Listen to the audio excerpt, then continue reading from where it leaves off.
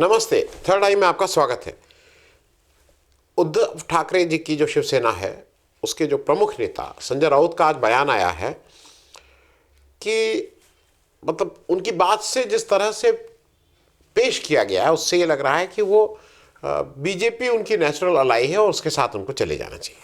मैं ये काफ़ी दिनों से देख रहा हूँ कि एक जानबूझ के एक इस तरह की बात चलाई जाती है, एक नैरेटिव सेट किया जाता है कि इंडिया गठबंधन टूट रहा है। भाई आम आदमी पार्टी और कांग्रेस आमने सामने लड़ रहे हैं। अखिलेश यादव जी आम आदमी पार्टी के साथ हैं, ममता बनर्जी कह रही हैं कि हमें उसकी लीडरशिप दे दो। उधर सब लोग अपना अपना राग अलाप रहे हैं, अपनी अपनी ढपली बजा रहे हैं। तो मुझे लगा कि ज़रा समझ लें कि एक एक जो खास करके जो प्रमुख नेता हैं वो कहाँ और क्या जा सकते हैं। उसमें से भाई जो बड़े राज्यों के नेता हैं जिनकी पार्टी का वर्चस्व है, उनके मन में अगर प्राइम मिनिस्टर बनने का इच्छा हो तो इसमें कोई गलत बात भी नहीं है। लेकिन सबसे पहले बात, आज चूंकि महाराष्ट्र से ये मामला फिर से शुरू हुआ तो महाराष्ट्र की बात कर लें। हुआ ये कि एक बीजेपी के एमएलए साहब हैं, विधायक जी हैं, उनकी पुत्री की शादी थी, उनका रिसेप्शन था, पराग अलवानी जी। उसमें उद्धव ठाकरे साहब और चंद्रकांत पाटिल साहब जो बीजेपी के पहले अध्यक्ष भी रह चुके हैं, सीनियर मंत्री हैं, पूरे टाइम फुल टाइमर बीजेपी वाले हैं, अखिल भारतीय विद्यार्थी परिषद, फिर धीरे धीरे मतलब वो हार्डकोर बीजेपी है। ये दोनों लोग उस शादी में गए थे और यहाँ इनकी आपस में मुलाकात हुई। भाई कहीं पे भी आप शादी में जाएंगे तो हर तरह के लोग मिलते हैं, आपको अपनी पार्टी के लोग भी मिलेंगे, दूसरी पार्टी के लोग भी मिलेंगे। और यहाँ पे उद्धव ठाकरे जी के जो पीए हैं वो अभी एमएलसी हैं, मिलिंद नावरेकर जी। उन्होंने चंद्रकांत पाटिल साहब से पूछा कि आप दोनों नेता फिर कब साथ दिखाई देंगे, आप दोनों नेता साथ कब आएंगे और क्या बात करेगा। मतलब मुझे नहीं लगता है कि इसमें कोई ऐसी अनुचित बात उन्होंने कही या तो उन्होंने कहा भाई हम तो उस अंग्रेजी में आ रहा है गोल्डन मोमेंट, मतलब उस सुनहरे दिन का इंतजार कर रहे हैं। तो मेरे ख्याल में यही कोई भी कहेगा, इसमें भी कोई वो नहीं है। लेकिन अब पेपर ने उसको, जिस तरह से मीडिया ने उसको तोड़ मरोड़ के बताया कि संजय राउत जी से पूछा गया तो संजय राउत जी कह रहे हैं कि भाई हम और बीजेपी तो नेशनल अलाई हैं, हम लोग तो 25 साल साथ साथ किए। भी ये सारी चीज़ें बिल्कुल ठीक बात कह रहे हैं, इसमें कोई भी एक भी बात ऐसी नहीं है कि वो नेशनल अलाई हैं। दोनों लोग 25 साल तक साथ साथ इलेक्शन लड़े, बीच का एक इलेक्शन छोड़ दें जो सब लोग अलग अलग लड़े थे, लेकिन सरकार साथ में बनाए थे। और संजय राउत एक बात उसमें अपनी बात कहने से भी नहीं चूक रहे हैं। वो कह रहे हैं भाई देखिए ऐसा है कि बीजेपी से जो हमारा जो जिस बात को लेकर मतभेद था, वो सीएम पद हम चाहते थी शिवसेना, और अंत में बीजेपी ने उसको माना भी, शिंदे जी को सीएम बनाया, तो उस समय बना देते तो ऐसा पता ही नहीं। कुछ इस तरह की बातें भी आ रही हैं। अच्छा हाँ, ये भी संजय राउत जी ने कहा कि जो शिवसेना शिंदे साहब, मतलब अब तो वही शिवसेना कही जाएगी, जो शिवसेना है वो टूट जाएगी, उसको बीजेपी तोड़ देगी और देखिएगा वो शिंदे जी एक घर नहीं रहेंगे। ये उनके पास क्या बेसिस है क्या नहीं, वो नहीं। लेकिन आगे बढ़ने से पहले वहाँ की जो ग्राउंड रियलिटी है वो इस टेबल में मैं आपको दिखा दे रहा हूँ। मैंने इसके 3 कॉलम हैं, एक तरफ बीजेपी, शिवसेना, एनसीपी, कांग्रेस, शिवसेना उद्धव ठाकरे और एनसीपी शरद पवार, ये 6 पार्टी बना दी हैं। दूसरे कॉलम में लोकसभा में किसको कितनी सीटें मिली हैं, कुल 48 सीटें 48, उसमें किसको कितनी मिली हैं, और विधानसभा में कुल 288 सीटें, उसमें किसको कितनी सीटें मिली, ये मैंने चार्ट आपके सामने दे दिया है। बीजेपी को लोकसभा में 9 सीटें मिली थी, शिवसेना जो शिंदे जी वाली उसको 7, एनसीपी अजीत पवार ने बहुत खराब किया था 1 सीट, कांग्रेस को 13 सीट, शिवसेना उद्धव ठाकरे को 9 सीट और एनसीपी को 8 सीट शरद पवार जी वाले। अब आ जाइए आप विधानसभा इलेक्शंस में। विधानसभा इलेक्शन में बीजेपी को 132 सीट मिली थी, 132, और शिवसेना शिंदे को 57, उनको भी जबरदस्त उन्होंने परफॉर्मेंस किया था, और एनसीपी अजीत पवार 41। मैं आज इसकी बात नहीं कर रहा हूं कि वो कर्टसी इलेक्शन कमीशन था, बेमानी हुई नहीं हुई, मैं उसका नहीं, लेकिन जो ग्राउंड पे है, जो हार्ड फैक्ट है, मैं उसकी बात कर रहा हूं।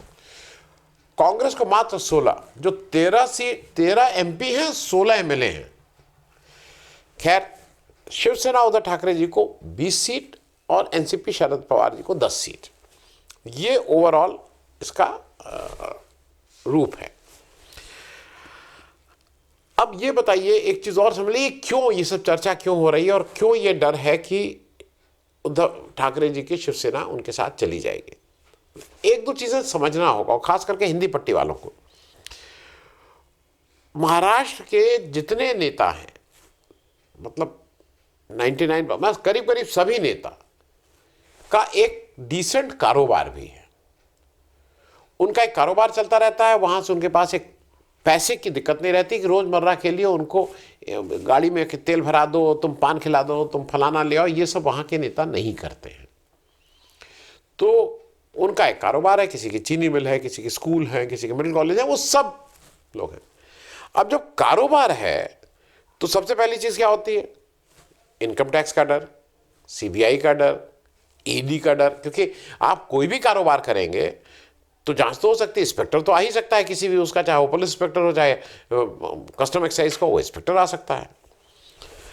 अब ऐसे में ये कहना कि शिंदे साहब की शिवसेना टूटने का खतरा है, जो जिसके पास 57 एमएलए हैं, तो मुझे तो ज्यादा बड़ा खतरा उद्धव ठाकरे जी की शिवसेना टूटने का लग रहा है। बीसी लोग हैं और उसमें भी सब कारोबारी लोग हैं, और उन कारोबार अफेक्टेड है। अगर जिस तरह से बीजेपी ऑपरेट करती है, सबको धमकी, नोटिस, ये सब मिल रहा है, तो ऐसे में टूटने की संभावना तो मुझे लगता है कि ज़्यादा उद्धव ठाकरे की शिवसेना में है। शिंदे साहब की शिवसेना में तो किसी के साथ इस तरह का व्यवहार नहीं हो रहा है, तो वो क्यों टूटेंगे? अब संजय राउत साहब को कहना हो तो वो अपनी बात कह रहे हैं। दूसरा, क्या ये लगता है कि ये बीएमसी चुनाव का डर है? क्योंकि पिछला जो बीएमसी चुनाव हुआ था 2017, अगर मैं गलत नहीं हूं, तो उसमें शिवसेना उसको कंट्रोल करती है, मुंबई में खास करके 87 या 85 सबसे ज़्यादा शिवसेना थी, और 2 नंबर पे बीजेपी थी 82 या कुछ। तो इन लोगों ने स्वीप किया था दोनों ने मिलकर। तो मैं ये बात इसलिए कह रहा हूं कि क्या बीएमसी के चुनाव का डर है उद्धव ठाकरे की शिवसेना को, जो वो इस तरह की एक भाषा बोल रहे हैं? क्योंकि एक चीज समझ लीजिए, शिवसेना एक शिंदे, एक उद्धव ठाकरे जी की बीएमसी चुनाव लड़ेगी, और अगर शिंदे ग्रुप की जो शिवसेना है उसको बीएमसी में उसकी ताकत बढ़ गई, तो मुझे ऐसा लगता है कि शायद उस समय उद्धव ठाकरे जी बार्गेनिंग की स्थिति में भी नहीं रहेंगे। तो शायद उसी की तैयारी हो रही है, उसी की पेशबंदी हो रही है कि पहले ही से संजय राउत जी जैसा कह रहे हैं। अब यहां क्यों एडजस्ट करेंगे? अब ये समझने वाली बात है, बीजेपी क्यों एडजस्ट करेगी? वो व्यक्तिगत बातचीत में कोई कह देना कि नहीं नहीं अरे बड़ा अच्छा लगेगा, आइए हम उस दिन का इंतजार क्यों करेंगे?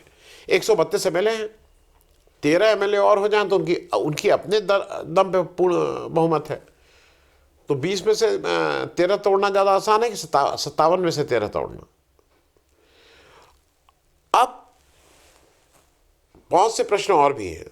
उद्धव ठाकरे जी का क्या होगा? अगर ये मान लीजिए ठीक है वो नेशनल एलायंस से चले आते हैं, तो क्या डिप्टी चीफ मिनिस्टर बनेंगे देवेंद्र फडणवीस जी के साथ?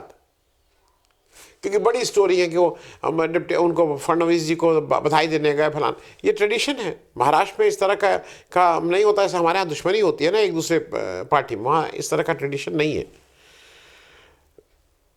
क्योंकि शिंदे 57 एमएलए, करीब करीब 3 गुना उद्धव ठाकरे से एमएलए के साथ डिप्टी सीएम ही है। तो बीजेपी को उनको बुला के 20 एमएलए के साथ चीफ मिनिस्टर तो बनाएगी नहीं।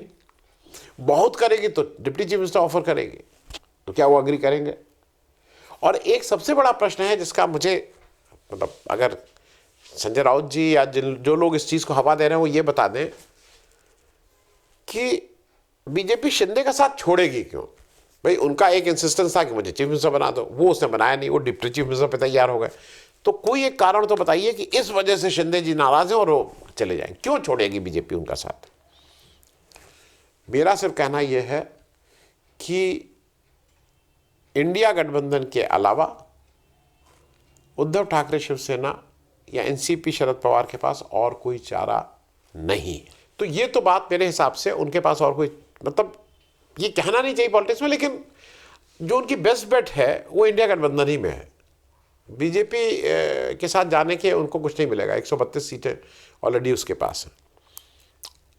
तो अब वो जितना कुछ कर लें ठीक है, बीएमसी में सब कर लें, एक ये भी फॉर्मूला हो रहा है कि लोकल इलेक्शंस अपना अपना देखें, बाकी वो ठीक है।